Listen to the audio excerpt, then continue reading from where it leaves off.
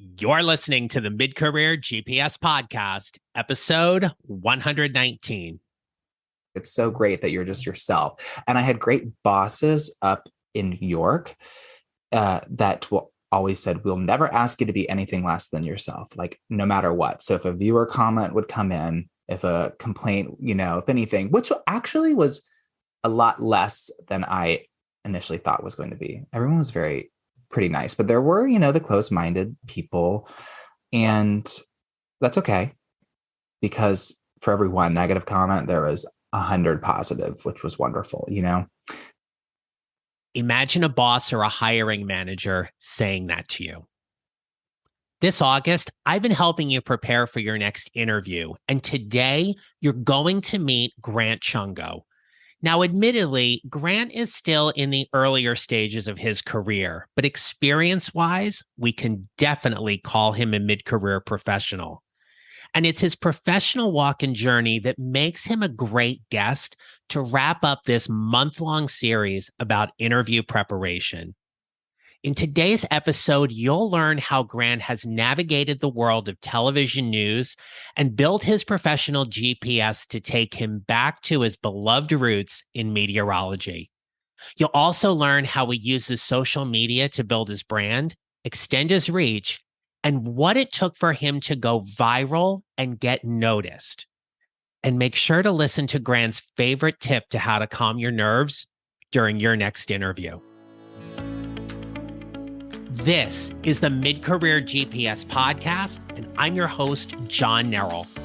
I help mid-career professionals who feel stuck, undervalued, and underutilized show up to find a job they love or love the job they have using my proven 4-step formula. It's time to start building your mid-career GPS. Let's get started. Hello, my friends. Welcome back to the podcast. Before we get to my conversation with Grant Chungo, I have 2 announcements I want to share with you. I'm hosting a brand new webinar called 5 Crucial Tips to Help You Build Your Job Interview Preparation Checklist. Now, I'm hosting this webinar live on Thursday, September 1st at 7 p.m. Eastern, and again on Wednesday, September 7th at 12 p.m. Eastern. Again, this is a live webinar. There's going to be time for Q&A, and I'm going to help you save time and be more intentional when it comes to your interview preparation. Check the show notes or visit johnnerrell.com/webinar for more information. Now, the second thing I want to share with you is I am launching a brand new group program to help you crush your next interview. It's a 1-month hybrid group coaching program that also has a one-on-one coaching benefit to it. Registration will open on September 1st, but you can get on the mailing list now and receive more details about the program. Visit the show notes or go to johnnerrell.com/group-program. All of that is under the services tab on the homepage. And that same link will be updated on September 1st so you can get access to my new group program. I have been waiting to bring this episode to you today because you are going to love Grant Chungo. Now, I met him earlier this year on social media. I began following him, and the one thing I appreciated so much about Grant was that he was himself. His social media, like him, is funny, it's lighthearted, and it's engaging. You can't help but smile following Grant's social. Knowing that he was the morning anchor at the NBC affiliate in Elmira, New York, I reached out to him to see if he would be willing to interview me on his morning show where I could share some career tips to his viewers. Now, I was going to happen to be in the area around March, and I thought, what a great opportunity to say, hey, here's how I can help your viewers. Would you be interested in having this conversation? Well, after a few messages, both on Instagram and LinkedIn, he agreed, and he interviewed me. And I can share that spot got a lot of reaction. When Grant changed jobs later this year and became the morning meteorologist at CBS 19 in Charlottesville, Virginia, I was honored when he reached out to me recently and asked me if he could interview me again for a spot on Good Morning Charlottesville. Grant is a constant reminder to me to have fun in your job, serve fully, be yourself, and be really good at what you do. He's a reminder to go after whatever it is that you want, be firm in your value, and do not be afraid to ask for what you want. I know you are going to enjoy my conversation with Grant Chungo. Okay, I'm Grant Chungo. I am a meteorologist here in Central Virginia now, out of Charlottesville. I actually grew up show jumping horses, so always out of Virginia boy. And well, we met when I was up in New York working as an anchor. We did. News, and so did that. And I went to school for meteorology, so back doing what I wanted to do when I was in school, which is lovely. Yeah. Love being outside. Grant has an interesting passion that stems back to his childhood, but he left that passion to find what he describes as a more quote unquote stable career. When I was young, I think I was 5, and my parents got divorced, and my mom worked out in Middleburg, Virginia. Just, she had her horses. And so I got hooked on it, but I took it to the next level. And I just loved, I think probably as a kid, just putting all my energy into it and excelling. And then, the better you did at it and the more of a name you built for yourself, the more I wanted to do it. And super fun. And, I'm very competitive. Someone, the anchor here at my station, Bo, he was telling me this morning how he was like, remember a couple of weeks ago when you got so mad at shuffleboard when you lost? And I was like, trying not to remember it, but yeah. So I think that's probably why I got hooked on horses, and it gave me something, very expensive to do. So I had to work really hard to pay for that. So before school, after school, I was just constantly doing it. It really filled my days. And I guess I just fell into it and kind of grabbed it and ran with it. I asked Grant what it was about horse jumping that was challenging for him and what he enjoyed from it. I didn't really know at the time that the amount of pressure that can be put on you in those situations, and to realize that you're doing it for fun, right? For your enjoyment. I worked really hard to afford it, to allow myself to get into the ring with my horse.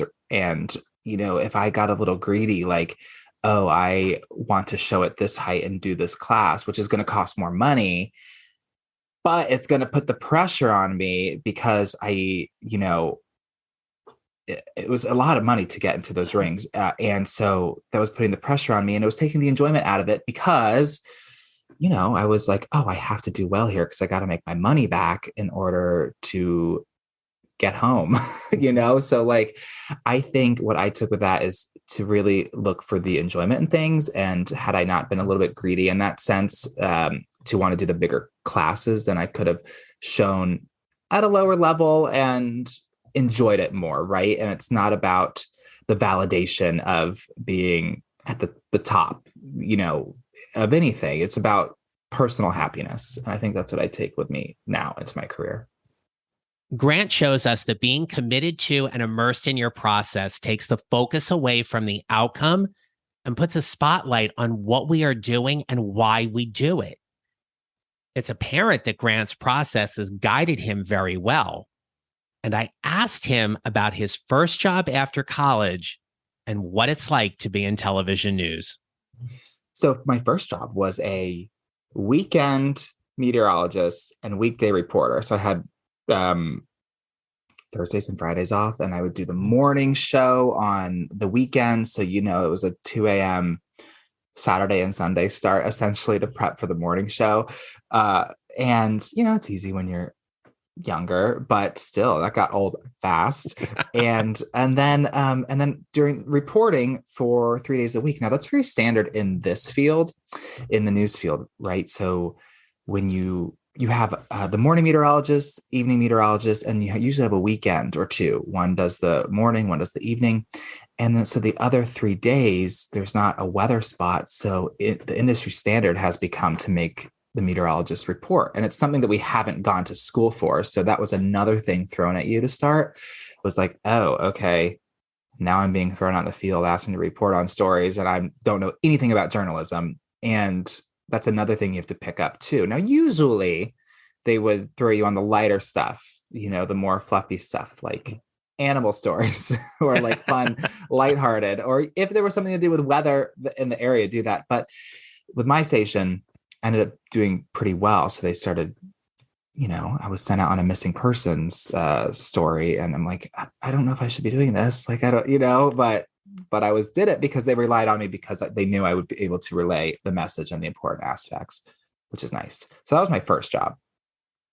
Like many mid-career professionals, there was a time in their lives when they were tagged as high potentials or high performers. And while that's great at the time, when they want to do something else, it can be challenging making that career pivot. I asked Grant what his career pivot was like. So after that first job, I was then offered with the same company, same station, the morning anchor position. And it was based off of my dynamic with another girl in the newsroom, Chelsea, who's one of my best friends now. And our boss saw how we interacted with each other. And also it was based off of my live shots, essentially, that they kept sending me out to do. So I said yes. It had nothing to do with weather. It was the morning anchor, bring a livelihood to the morning show, because it was still early on in my career. And I was like, okay, this is great. I mean, I get to explore like a new aspect of it. Again, not what I went to school for, not really where my passion is, but something that I thought was great, like still interesting, and never that I would assume to do. Like I never even thought I would be reporting during the week when I took that first job, like some of the stuff I did, like I said. But I knew that the goal was to get a full-time weather position. And so I knew I had to do it, but I ended up liking what I did. Right. So then that morning anchor position, I was also given a Friday show, which is what we had you on. Mm-hmm. And it was highlighting local artists, people that made anything, and very interesting people in the community and anyone that we have connection to. And that's when we had you with your books and the podcasts, and that was really interesting. So it turned into like a morning anchor / one day I was basically doing an entertainment position, which, I was definitely not all about when I went to school for it, Right. For those of you considering a career pivot, which can be a promotion, going to a new company, or switching careers altogether, there is one thing you all have in common. Something is pulling you to do something else. It's something bigger, it's more meaningful, and it's more aligned to what you want now. Grant experienced these feelings earlier this year, and it was his goal to go back to meteorology that was pulling him to find his next advancement opportunity.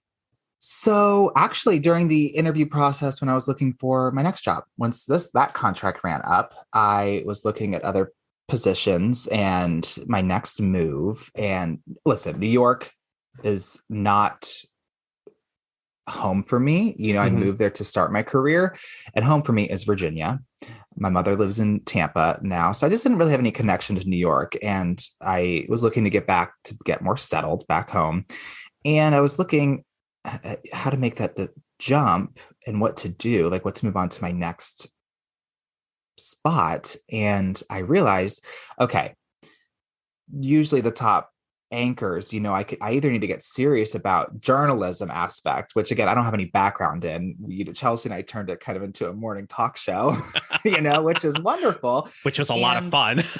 But the thing about, it's a lot of fun. And what I learned about up at that station, that there's only so many people in the building that can ever do the weather, because nowadays they don't just throw anyone. They have, you usually typically have to have a degree and certified. You can, that's the difference between a meteorologist and weatherman. A weatherman isn't typically certified, even though the general public thinks like, right, because the amount of training that you have involves multiple years of calculus and physics, correct? Right. There's a lot of STEM, math and science things that are right.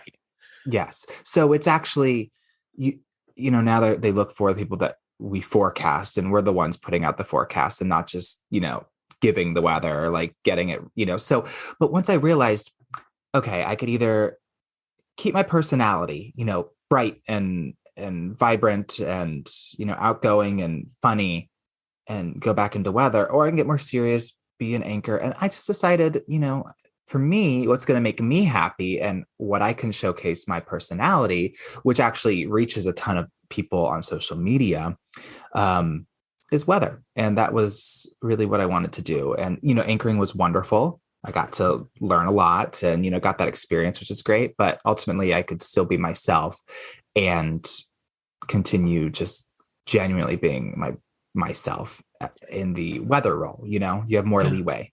It's your personality. I bet you're curious what that interview was like. For many of us who aren't in television, it's a slightly different process, but there are some things that are constant. Show up, own where you are, and strategically position yourself in the marketplace. Grant knows his value and what makes him unique in the industry. As mid-career professionals, you are either a specialist or a generalist. Listen to the advice his future employers gave him when he was applying for his meteorology role. When I was doing the interview process and I was talking and I was saying, I knew, I mean, not to sound, I'm not being cocky here, but I knew like there's no other real meteorologist that has the experience I have in the weather. Like I was very unique in not weather, anchoring. I was very unique in that sense that now I have all this experience, right? And so my problem was narrowing it down and getting, like you said, getting my future employers to be convinced that this is really what I wanted to narrow it down to, because they're like, oh, I see you doing everything. Are you sure you want to just go this route? And so what I did really was just be totally honest. And I had started the process really early from before my contract was up. So I had already put feelers out and starting putting that out there. And in that turn, of course, I went to an interview like, I really want this job, but I was honest with them. And I said, hey, this is what I'm looking for. This is what I've done. I've done it all. And the feedback I initially was getting was saying like, okay, well, now you need to narrow your reel down. In this industry, we send out a reel, shows your on-air presence. And I had everything in it. But they were like, if you're going to go for weather, stick to weather. And I'm like, but don't you want to see everything that I can do? And they were like, no, we want to see what we're going to hire you for. Listen to Grant's best interview tip and how he calms his nerves and what his non-negotiables were in the new job and why he wasn't going to compromise them during his interviews as he was entertaining job offers.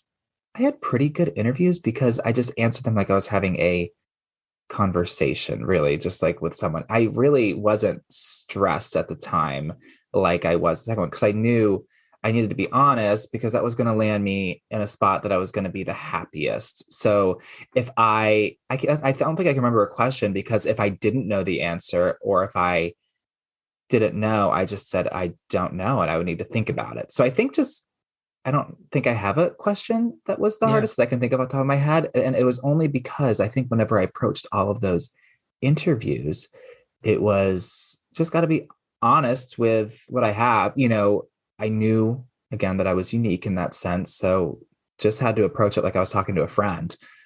And that really kind of worked out to my benefit, which was nice.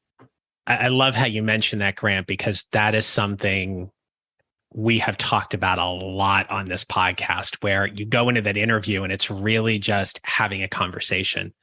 Mm-hmm. I remember when I was interviewing, I used to play this game in my head called Get to Know Me. Yeah. And I imagine like I was on some kind of talk show and I was brought in and like, let's just spend time getting to know me and I get to know you a little bit. And you kind of like imagine sitting there having this cup of coffee, and you find ways in that kind of environment to build rapport, to Mm-hmm. build a relationship, because we know that interviews are all about fit. Yes. Right? Can they see you on air? Can they see you relating to the audience? Can they see you delivering, you know, the weather and providing that need at the station that they have specifically for you? Mm-hmm. There were certain things as I recall in our prep leading up to it, that I'm just going to couch as saying there were certain non-negotiables for you in finding a new job. Would you be comfortable Yeah. sharing maybe what some of those were? Yeah. I really wanted to be on air. I had gotten had an interview with a company in Atlanta, which would have been great, right? Like living in Atlanta. And Great. that would be great. But the hours were going to be not good and I wasn't going to be on air. And I think, I went into that knowing that it wasn't going to be on air, but it was a great company. And I think they knew that they were like, no, this guy wants to be on air. So he's not going to probably be around here very much because he's going to get bored of it. And so that when that fit goes in, when you talk about fit, that wasn't going to be a good fit as much as I'm like, oh, that would be good for my career. But ultimately, that wasn't more I thought about it. I'm like, no, that's not going to be good either. And then another thing was there was a startup situation, another market in the DC market. And I have to provide for myself and I help my mother out and I just that would make me too anxious. So I really wanted something that was already established, a place that I could be on air every single day. Weekdays was great, but I knew making that jump, if I was going to go to a bigger market, I could have to do weekends, which is fine too. Because I grew up, like I said, working to ride. So I was in retail and retail's never closed. And Nope. so I always did the weekend and holidays, even in high school, college, and after that. So I didn't care about weekends. And, but I found this one here. And one of the non-negotiables to me is that I was wanted, and felt like that I wasn't going to be disposable, like that I was an asset. And with the job I have currently, I felt that within the first interview. And it came down, actually, they're so funny. They were like, came down to you having a 540 number because, and that means we know you want to come home and stick around. We want you to like be here. And they were like, you're one of the reels and then once we saw that number, we watched your reel, and it was one of the few reels over the last many years that I watched start to finish, which was wonderful. And that came from the 3 hiring bosses. And it was just like wonderful. And that what made me be like, oh, they really want me. And that's going to be great security for me, who's already a little anxious and nervous. Our conversation takes off here when I asked Grant to describe his professional brand, which led into a larger discussion about having supportive bosses, creating more engagement during the interview that helps you calm your nerves, and how often he's recognized in the supermarket. I would say what started is TikTok actually blew up the first. I started putting clips of my my live shots, and I am a gay man in news. And I would say that would be my brand, is being myself, right? Having that diversity, representation, whether it's local news or whatever it is, just having that. So that is not weird to say that's my brand, but kind of. I mean, that's what I leaned into, and that's what got me. I'm almost 50,000 followers on TikTok, and that actually got me a job offer somewhere. Just the fact that I had a social media presence, because part of the job was going to be a big social media part, and the fact that I already had a huge following actually got me a job offer, which was wild. It also led to Worst Cooks in America reaching out to me to being cast on the reality show. So it's led to a bunch of different stuff, but I definitely lean into that. And I get a lot of messages from gay men that live across the country and even in different countries, which is wild that social media can, extend that far, just being like, it's so great that you're just yourself. And I had great bosses up in New York that always said, we'll never ask you to be anything less than yourself, like no matter what. So if a viewer comment would come in, if a complaint, if anything, which actually was a lot less than I initially thought was going to be. Everyone was pretty nice, but there were, the close-minded people, and that's okay, because for every one negative comment, there was 100 positive, which was wonderful, And actually, the meanest were other gay men on social media, picking you apart. Your hair's to this, to that, And I'm like, come on, y'all. Give me a break. But Right. that would be, yeah, that's what I lean to my brand, and definitely on social media. That's what's gotten me the following on TikTok and Instagram. And yeah. When you are confident and comfortable in your brand, Yeah. we know that we just show up in a very different place. It's a very powerful place. And to Mhm. have a boss come back and say to you, we're never going to expect you to be anything other than who you are is Yeah. is something that I know we both collectively wish every single person in the job market who is working for somebody in their personal lives get that in their lives. Yeah. Right? That they never have to be anybody who they are not. And I had previously shared with you that in my early career, and we have to go back to like the 90s here, right? When I was first starting out, but I had my job jeopardized because I'm gay.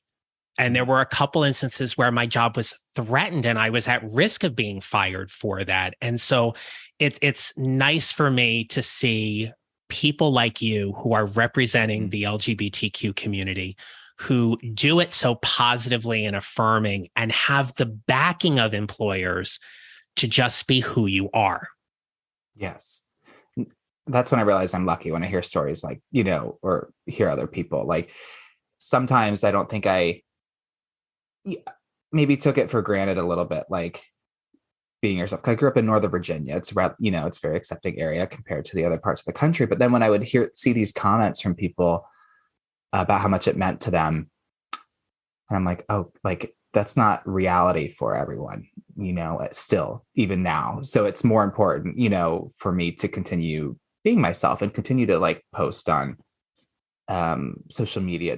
And honestly, it's really, a lot of it is just clips of me being me. It's not like, hello, I'm gay. No. It's not like that. It's not even pushing it. It's just me being me, but you can obviously tell. And so that's the good. That's the well, there's good part. there's two favorite clips of yours that I just have an absolute wee and a half when I watch. So one is about the dead fish. Yeah, that's everyone's favorite. That's everyone's, right? That's my biggest hit. That's your biggest one, right? But then there's another one about the flood where you make a comment about pants. Wasn't there one about yes. like, I got my high waters on. Got your high waters on. Yes. Yes. Yeah. So just stuff like that. Whenever they cut to me live, I would just make it personable and not, it was about winter kill. So it was for the fish one. So it was a situation. I explained the science behind it, right? Like I explained why there were dead fish in the pond. There were ice cover, lots of snowpack. They didn't have oxygen. And it's a normal thing in the Northeast. And so when I was like, they're not resting or napping, I just cut that because that's what's going to get people's attention. And so kind of that way, kind of also, looking for a little bit of attention there too, like odds to grab people's attention. It's all about like getting that. And my boss at the time was really about that. He was like, do whatever you got to do. Get people to look. Yeah. He liked it. He liked me being silly. When you talk about grabbing people's attention, and we know this is an important component when we're interviewing, right? So we'll tie it back in here with that.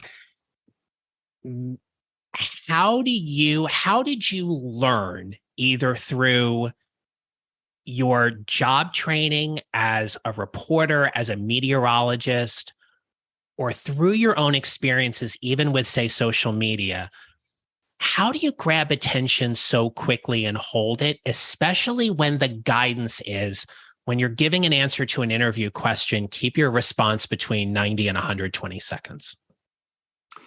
I would actually ask questions back right away. Like, I would give my answer, then ask something back to keep it, again, more like a conversation. And so I guess I would limit my talking time, but then also give me more time, because then I would ask something back to them. They'd respond. And so I think that also kept it very engaging too. So again, like bringing it back to the whole conversation aspect of it.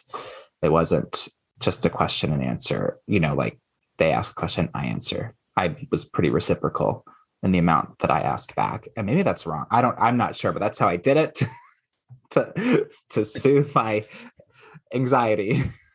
But that goes back to your point earlier about you were just having a conversation. Yeah. So in having that conversation, it makes sense to ask those questions back and forth. You're still going to get the information out in all of that.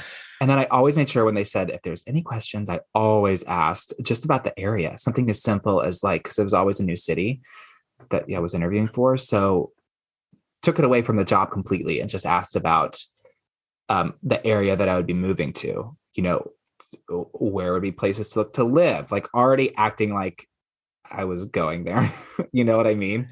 And getting it all written down, taking as many notes as I could. Where would I look to live? Tell me what apartment complexes, what's like, rent wise, how much in advance I need to look, just stuff like that, just so I have it all in a row and I show them that I was pretty serious about that. Which was great. It's really good advice. All right. Just a curious question. Are your neighbors like, oh, hey, I saw you on TV today? Yeah, they are. No, it was more so in New York. We had a very high market share. So everyone knew. Neighbors, Wegmans, wherever I was. I was in my, my Uggs, my Ugg slippers. Like I could never go. Yeah. And then here, neighbors. And I was just at places this weekend. It's funny. I used to really that was really cool to me at first. And now it's great. But I kind of like it where it happens, a couple times a day. And then I always make sure I ask their name and, a little bit about them. Up in New York, it was just like everywhere you went, because it was such a small market and high market share. So a lot of people watch that station. So it's just hard to remember everyone, but here I'm able to remember names when I see them, make sure I say hi. Well, you have a big heart, and that's why that makes you so relatable to everybody. And that's why you take that kind of time. Grant, as we start wrapping up here, what advice would you give the listeners today to help them build their mid-career GPS? Be yourself. Don't be anything less than that, because you don't want to get even further down and regret not being yourself in this transition, right? You want to make the second half of your career as important, to yourself as you can, to find that fulfillment. Because I feel like that's what we all strive for, is to find fulfillment in our lives. And it really can come from your career. I am really enjoying where I am now. It wasn't the highest paying offer. It wasn't the biggest city, but it's where I want to be, where my heart is, right? And it's what I want to be doing. And it's where I'm wanted, which is wonderful. And that was all only because in the interview process, I was nothing less than myself, totally. And honestly, that was the first time in my life that I have always gone into interviews or even interviews, dating, regardless, friendships. I hope they like me. You know what I mean? But this was really the first time where I was no, this next one needs to be a positive thing for me. And I'm just going to be myself.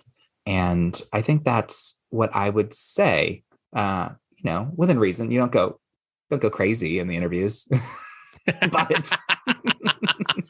but be yourself and make sure, your personality shines, because that's really important. Love that. Thank you so very, very much for that. All right, Grant, if people want to follow you on social, connect with you, learn more about you, the mic is yours. How can people get to know you a little bit more? Okay, it's all at Grant Chungo, GrantChungo on Instagram, TikTok, Facebook, and Twitter. I have cornered the market on Grant Chungo, so you can find me anywhere. Do you want to talk about the podcast? Oh, yeah. So Chelsea and I have a little podcast as well. It's called Two Lips Podcast. We'll explain the name if you listen. And it is basically my old co-anchor Chelsea from my job in New York that I've been talking about. We have great chemistry together and we're best friends. And she had moved on now to another job as well. She's now in Buffalo. She just announced that this week on our podcast. She's starting today, is the first day there. And so we went on, but we wanted to keep our content and chemistry available because you remember where that could take you. And so we started a podcast. A lot of old viewers now listen. I don't know. It was just such a stark difference from us compared to previous anchors before. they really, for some reason, gravitated to us, and they really liked us, and we had a lot of demand to keep staying together, and so our podcast, we talk a lot about personal stories, right, to find humor in like our weeks, and that's where we can kind of get on and really be ourselves, kind of separate from the news field. And B, we talk about some of the struggles that we just face being minorities in the news industry, being a gay man and being a Black woman, and navigating that, navigating life and all that. So it's interesting stuff. And you absolutely do have some great chemistry together, which is what makes it so fun. So I will. So a lot of it is just fun, just to listen to. It's you could pick some things up. It's more of a storytelling type situation, but you could get some nuggets out of it. Absolutely. I want to make sure all of that is in the show notes for everyone. Grant Chungo, my friend, thank you so much for spending some time with us today on the Mid-Career GPS podcast. Oh, thank you for having me. There's a lot to learn from Grant Chungo's story. I admire his confidence in who he is and what he does. He's a talented meteorologist and on-air personality who stands firm in his value each and every day. Make sure to follow Grant on social media at Grant Chungo and give his podcast a listen with him and Chelsea Lavelle on the Two Lips podcast. Don't forget to register for my upcoming webinars and information about my new group coaching program to help you crush your next interview. Links are in the show notes, or learn more at johnneral.com/group-program. Remember, we build our mid-career GPS 1 mile or 1 step at a time, and how we show up matters. Make it a great rest of your day. If you enjoyed today's show and don't want to miss an episode, follow on Apple Podcasts or wherever you usually listen. And I'd appreciate it if you would leave a rating and review. Visit johnneral.com to download your free copy of the 55-minute career transition jumpstart to help you start building your mid-career GPS. And don't forget to connect with me on LinkedIn and follow me on social at John Neral Coaching. Thanks for listening. I'll see you next time.